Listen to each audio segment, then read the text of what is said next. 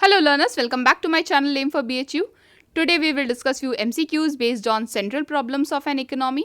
So students, economics के important topics में से एक टॉपिक ये भी है और हम सब ने कहीं ना कहीं इकोनॉमिक्स पढ़ने के लिए सबसे पहले इसी चैप्टर से स्टार्ट किया था। तो आज इसी टॉपिक से स्टार्ट करेंगे हम इकोनॉमिक्स एंड रिलेटेड टॉपिक पे एमसीक्यूज़ की एक सीरीज़। सो फर्दर वीडियोस में आपको इकोनॉमिक्स के अदर टॉपिक्स पर भी वीडियो मिल जाएंगे, तो सब्सक्राइब कीजिए चैनल को अगर आपने अभी तक नहीं किया है।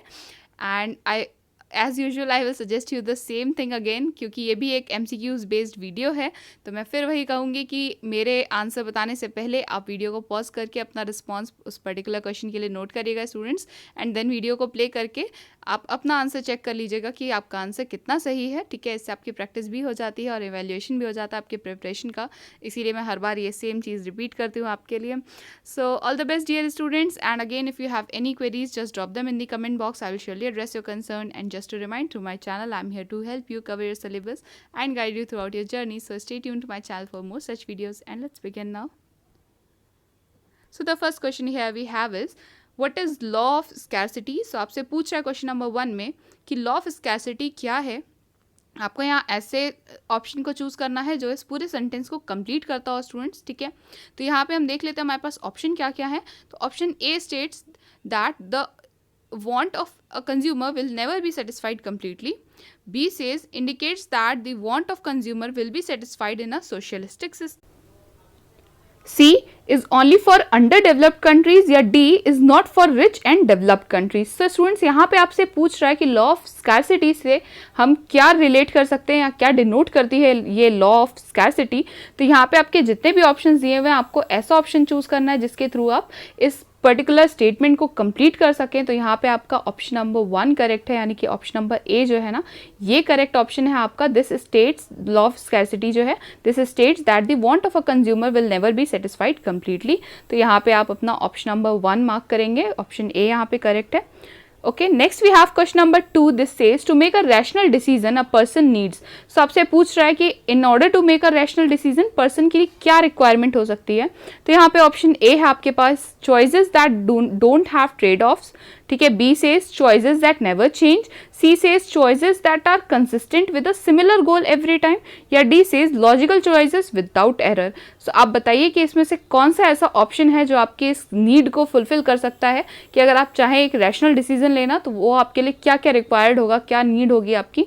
ठीक है, तो यहाँ पे मेरे ख्याल से सबसे अच्छा ऑप्शन जो इस पूरे क्वेश्चन को जो है अप्रोप्रिएटली सूट कर रहा है वो है option number C, that choices that are consistent with a similar goal every time. तो ये आपका करेक्ट ऑप्शन हुआ यहाँ पे स्टूडेंट्स। ठीक है, मार्क कर लीजिए इसे। And next we have question number 3. This says the central problem of an economy is. ठीक है, तो आपसे पूछ रहा है कि central problem of an economy क्या है, जिसपे आज हमारा ये टॉपिक, जिसपे हम सारे क्वेश्चन सॉल्व कर रहे हैं। ठीक है, इसी टॉपिक को ही पूछ रहा है आपसे कि सेंट्रल प्रॉब्लम है क्या एक्चुअली इकोनॉमी में, किसी भी इकोनॉमी की सेंट्रल प्रॉब्लम क्या होती है। तो यहाँ पे ऑप्शन है आपके पास, A says assigning limited resources in a way that unlimited desires and needs of the society are satisfied, B says ensuring a minimum income for each citizen. ठीक है, C says assuring that production happens in the most effective way, या D says analysing the demand with market economies. So इसमें से most appropriate option आप बताइए क्या हो सकता है स्टूडेंट्स, क्योंकि इकोनॉमी की जो सेंट्रल प्रॉब्लम है वो क्या है कि रिसोर्सेज लिमिटेड हैं, डिज़ायर्स अनलिमिटेड हैं, नीड्स अनलिमिटेड हैं, और उस अनलिमिटेड नीड्स एंड डिज़ायर्स को हमें लिमिटेड रिसोर्सेज से फुलफिल करना है, सेटिस्फाई करना है। यही तो होती है हमारी किसी भी इकोनॉमी की सेंट्रल प्रॉब्लम। तो यही है हमारा करेक्ट ऑप्शन, यानी कि ऑप्शन नंबर ए यहाँ पे करेक्ट है स्टूडेंट्स, ऐसे मार्क कर लीजिएगा। ठीक है, central problem of an economy is assigning limited resources in a way that unlimited desires and needs of the society are satisfied. So ये हुआ आपका करेक्ट ऑप्शन, मार्क कर लीजिएगा इसे। Next question, question number 4 says an economy succeeds in producing resources efficiently when. तो आपसे पूछ रहा है कि किसी भी इकोनॉमी में अगर किसी रिसोर्स को के थ्रू हम प्रोडक्शन कर रहे हैं तो एफिशिएंट प्रोडक्शन हम किस तरह से हम सक्सीड कर सकते हैं एफिशिएंट प्रोडक्शन में।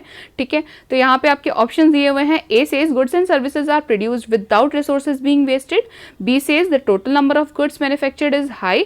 तो यानी कि गुड्स की मैन्युफैक्चरिंग अगर हाई रहेगी तो क्या हम एफिशिएंट हो सकते हैं प्रोडक्शन को लेकर।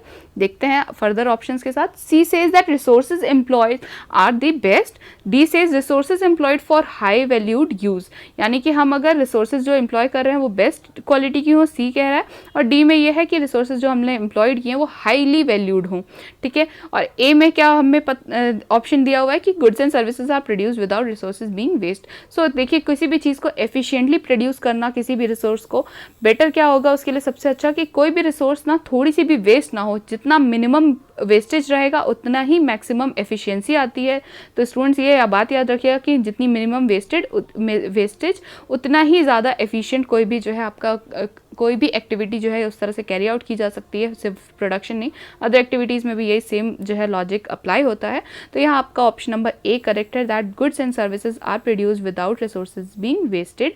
तो ये